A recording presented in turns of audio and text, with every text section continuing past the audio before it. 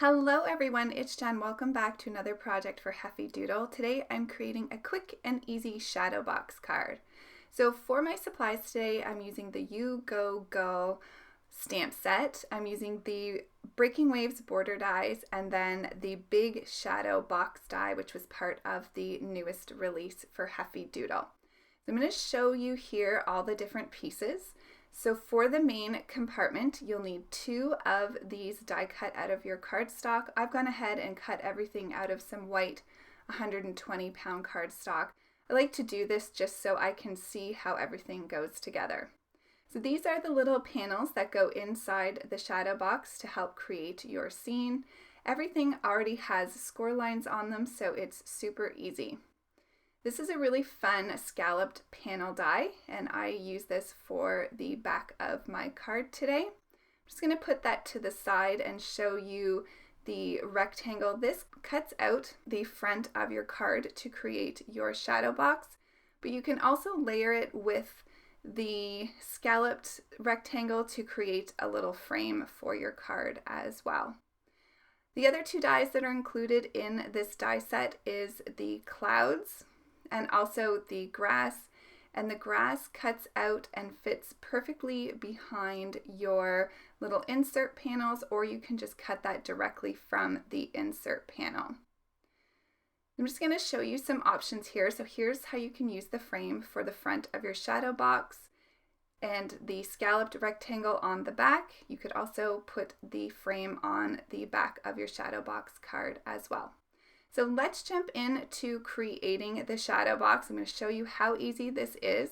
So I'm using some Heffy Doodle oyster shell. This is a gray cardstock.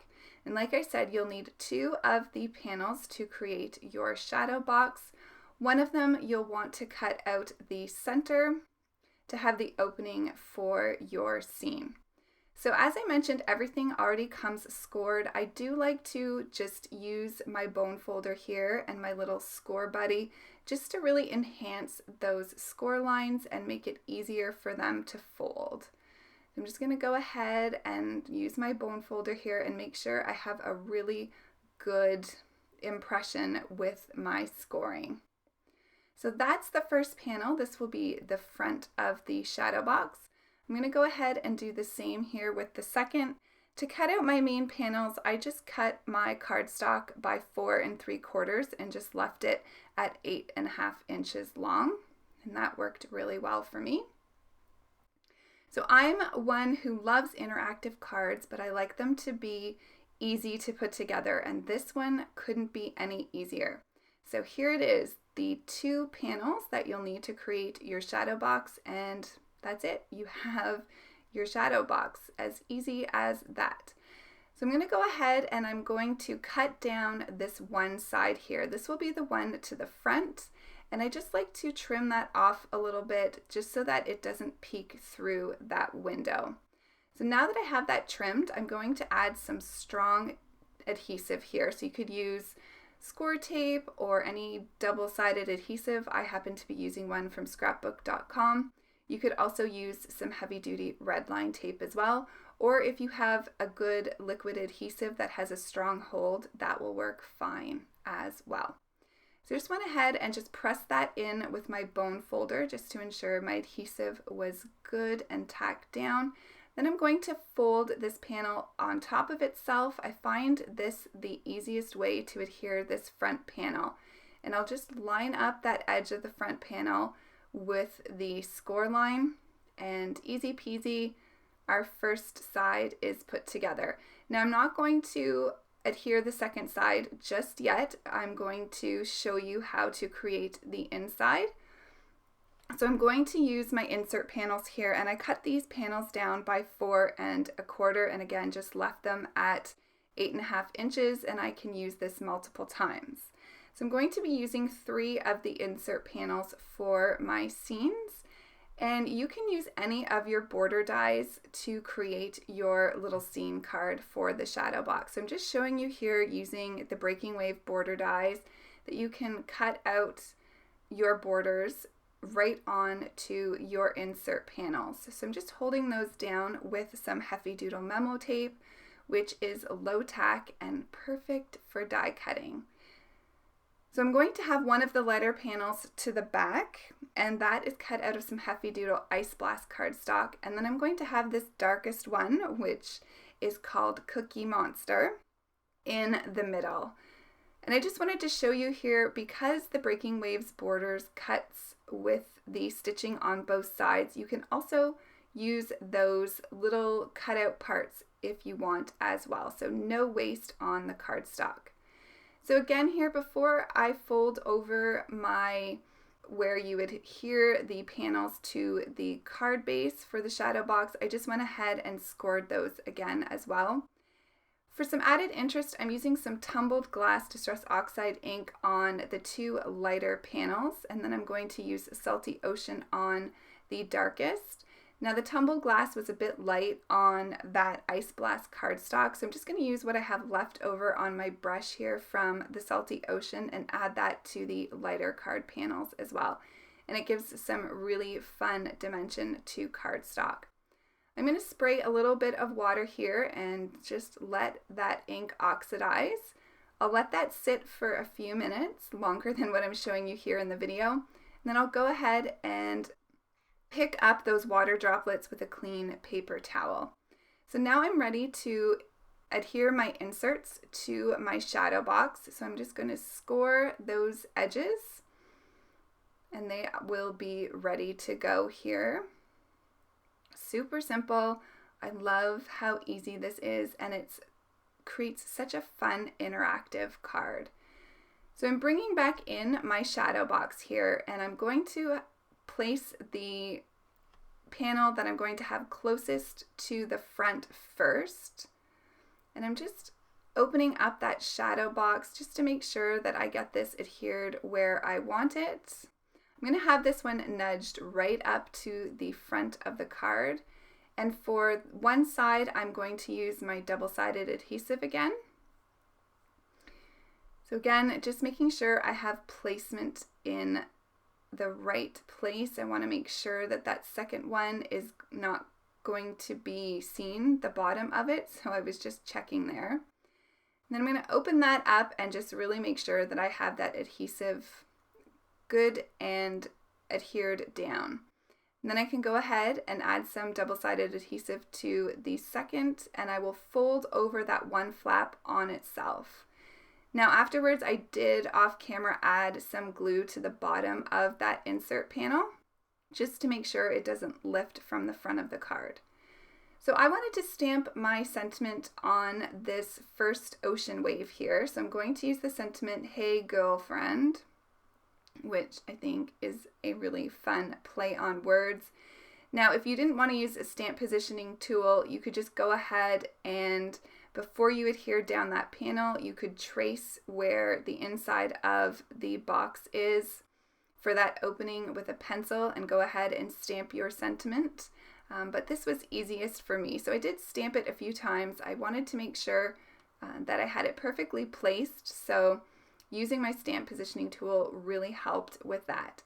So now that I have my first panel down, I'm going to add my second wave.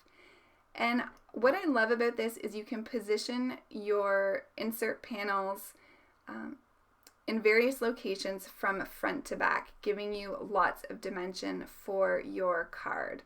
So with this final panel, I'm also going to have that placed a little bit back. So that one is mostly to the back of the shadow box. And I just, as you can see, I just have it open there and I get my placement and then sort of lightly tack it, and then I can open that shadow box again and just make sure it's straight before really pressing down on that adhesive. So for me, it was easiest now to go ahead and close my shadow box. So I'm going to use my double-sided adhesive on this side as well. And then once I get that on, I can go ahead and I can attach the other sides of my inserts. And you can see here, I'm constantly kind of folding the shadow box down to make sure that it folds completely. This will fit into a regular sized A2 envelope perfectly for mailing without additional postage. So for this side, I am just going to use some liquid adhesive. I use the Art Glitter Glue, which is very strong, so I'm not worried about this popping off at all. And it's a little tricky to kind of put this together on camera, but I promise you it's very easy when you're just in your craft room adhering these without having to worry whether or not you're in frame. So I am going to hold that down with my fingers just to make sure that that glue adheres well. And my little scene is ready to go. So now we can go ahead and I can put on my images, which are the adorable little seagulls. So I'm using 3 from the stamp set. I didn't have the video capture the coloring today just because I wanted to focus on putting the shadow box together. But I do have a color map at the end of the video, and it is available on the Heffy Doodle corresponding blog post, so you can see what colors I used. I did color these up with Copic markers. So these were really simple to add because I had their feet underneath the waves. If you're using an image and you want most of it shown, you can just add a little bit of acetate or packaging to have at the bottom to adhere to your panels. I decided to use the cloudy borders that come in the big shadow box die set. I just layered them up twice. I'm going to add a little bit of just some scrap cardstock to the back so it's nice and level. And then I'm going to insert this in the back of my shadow box. So I'll just place that to the top, and it's nice and easy because the top and bottoms are open, so it makes it easy to add your elements once your box is together. Now I'm going to work on my back panel for the card. So I did use that scalloped rectangle, added a little bit more Distress Oxide to that, and I'm going to stamp on it. So for the back, I'm using the sentiment You Go, Gull. I find that a bit of a tongue twister. You go, Gull, or girl, is what the play on words is. I'm going to add this little scroll here, and then I'm going to stamp the sentiment, Hope to see you soon, which is another sweet play on words, and then I'll add a single feather here to the bottom of that. So I can go ahead and adhere this to the back of my card. You can do this before you put your shadow box together as well, if that's more preferable to you, but it's super easy to add it once you already have it together as well. So that is the back complete. I decided that I wanted to add a white frame to the front. I thought it would pull the white from the clouds together, so that was my reasoning behind that. And here's a close-up look of the shadow box done. So fun, so quick and easy. I can't wait to create more cards with this. And here I'm just showing you this does fold so that you can put it into your envelope. So here is the color map with the colors that I used for the little seagulls. Thanks everybody for watching. Don't forget to subscribe, and I hope you all have a fantastic day. Thanks for joining me, and thanks for joining us at Heffy Doodle, and I will see you soon in the next video. Bye!